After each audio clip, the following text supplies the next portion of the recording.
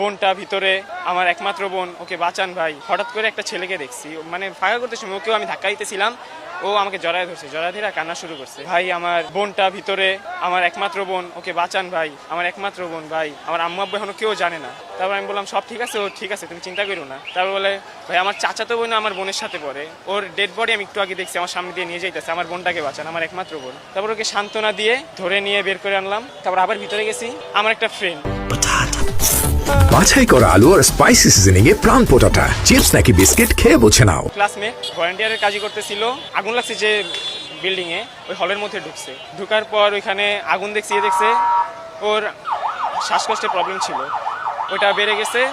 তারপর ও শ্বাস নিতে পারতেছিল, ওর ভাইকে কল দিচ্ছে, ওর ভাই নাকি এই জায়গায় জ্যামে পড়েছিল, অনেক জ্যাম, অ্যাম্বুলেন্স বের হইতেছিল। তারপর হঠাৎ করে অজ্ঞান হয়ে গেছে। তারপর ওকে বের করে একটা আর্মিদের গাড়ি দিয়ে নিয়ে গেছে। যখন দেখছে এই অবস্থা অজ্ঞান হয়ে গেছে, আর্মি গাড়ি দিয়ে নিয়ে গেছে। তারপর দেখলাম রাস্তায় পুরা জ্যাম।